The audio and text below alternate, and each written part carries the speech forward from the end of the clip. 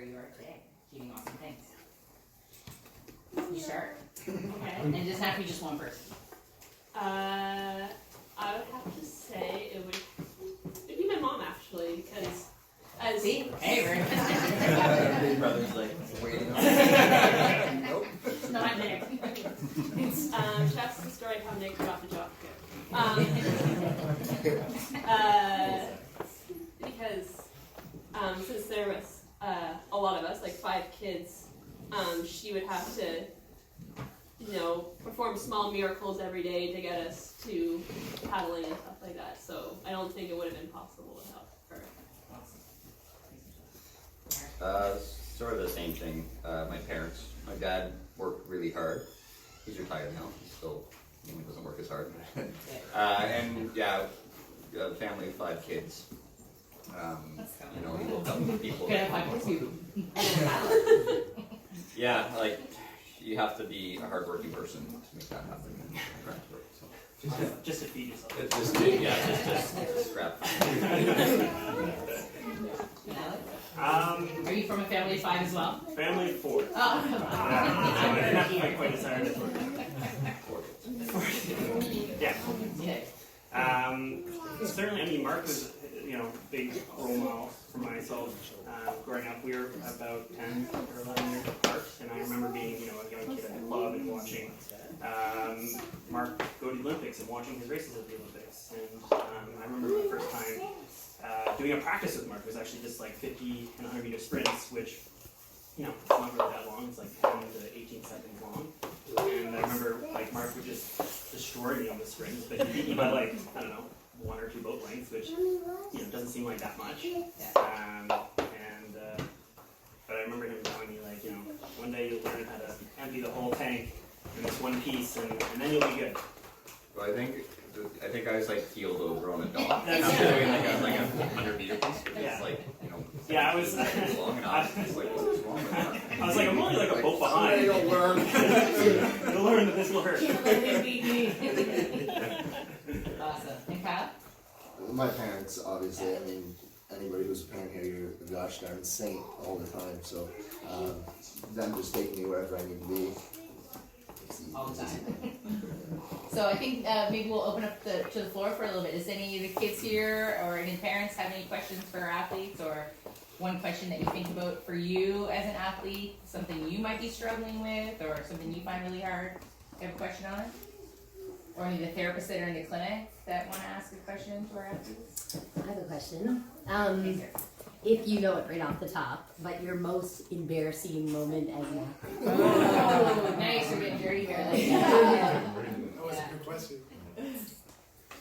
Most embarrassing that you can tell in this room. Yeah. There's a lot of mine. It doesn't involve the Nationals dance. I guess I'll start. I mean, for a professional athlete and playing offense, so the way lacrosse works, so you have defensive players, you have offensive players, and you kind of run in a V. So offensive guys will literally go out, play O, come off, D guys will go on, play defense, right? And so as an offensive player, you're expected to put up points. And my first ever professional lacrosse game, I had 0 goals and 0 assists. And so with the expectation that you're supposed to go in and be this player that's supposed to produce, and you literally don't do anything, it's kind of embarrassing at the end of the day. It's not obviously an extreme embarrassment, but internally as a professional athlete, when you're supposed to be doing your job properly, you can kind of result that to not doing your job at all. Yeah.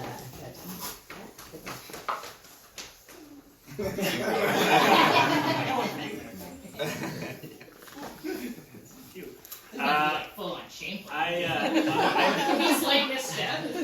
remember I made a mistake where the way you progress from heats to finals internationally versus domestically are different, and I remember I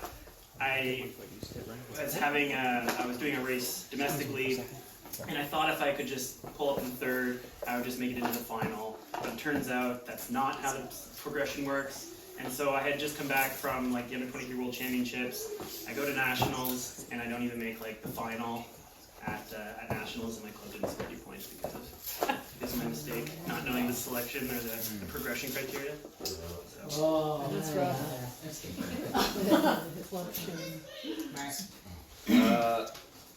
Maybe I repressed all my memories. I can't think of that No many. setbacks, One- alright. I've just been constantly, I turned it into a positive and just kept going.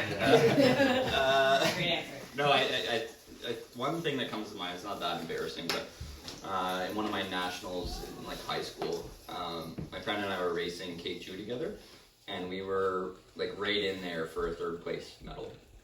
And it was like a boat length from the line, and we picked. And that was, Yeah. Michelle, got anything for it? Yeah, I think more than once I have gotten the wrong lane number. And you're supposed to wear a lane number in order to can't race. So I think you're supposed to, read the program to see where you're supposed to be, and I've definitely not done that. Like, no, on the top, it must be lane 1. It was lane 3. Any other questions from the team? Yeah, great call, thanks. I was just wondering, can you think of a certain time or a certain, race or a certain game when you felt like you really kind of fell in love with your sport from like a young age, or when you really kind of felt like this would be, something for you for the rest of your life? For me, I just remember, so I started kayaking from Calgary to Halifax, and I paddled that summer and just had a lot of fun. But my goal was to stay up in a boat, so I went into fall training that very year. Normally kids will play hockey in the off season until they're in their teens, and then they'll sort of choose whether they want to take it seriously or not. And I took it pretty seriously right out the back, so I wanted to figure out how to stay up in this boat. And I just remember thinking every day on the bus ride home, I was just really excited to get on the water and try to go a little further away from the dock.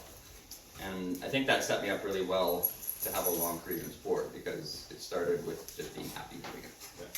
Nice. Anyone else have a moment or a memory of when you oh, this is my sport? I guess mine was the moment when, like you just said, you kind of play hockey and then you decide what you want to do, and it's kind of the Canadian mantra is you play hockey and you figure things out afterwards. But for me, it was probably that moment where, I played hockey, and halfway through a hockey season, I couldn't wait to start playing lacrosse. That age, I don't exactly know, but usually it was always hockey, hockey, hockey, hockey. And then there was a point where it clicked, and I was like, you know what, I don't really, hockey's great, I love it, not making the NHL, I want to play lacrosse. And then every year from that, it would progress further and further into the beginning of hockey season. And then once it got to the point of, okay, I finally put my skates on for tryouts, I don't even want to have them on, that's kind of what I knew. Awesome.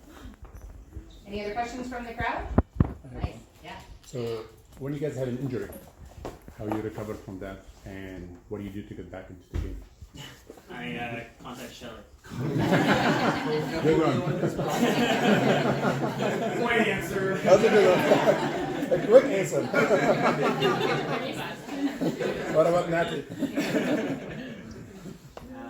That's definitely that's pretty much, if there's an injury for sure, but just day-to-day recovery, a lot of stretching, where Shelley shows us a lot of the bendings, stretches and things like that, which help. And then also just making sure you sleep as much as possible. I think that's huge, as much as possible. 9+ hours, 10 hours. Sleep. For me, because I broke my collarbone a year ago, and I know, but which one? Almost exactly. which one? And definitely coming here really helped, and having almost every single employee work on my body. But then just realizing that recovery is a process, especially that sort of recovery is good. So it's going to take time, and you have to really be patient with it. It also go to co-sport. Hey!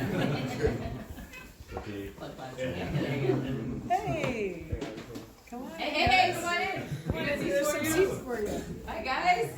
Nothing like walking into the gauntlet, eh? We're going to make you guys do the obstacle course next. Come on, Actually, Ray. that's a good idea. Yeah, yeah, we should. We need some more chairs though. But no one can follow. Bye guys, thanks for coming right from basketball practice. So.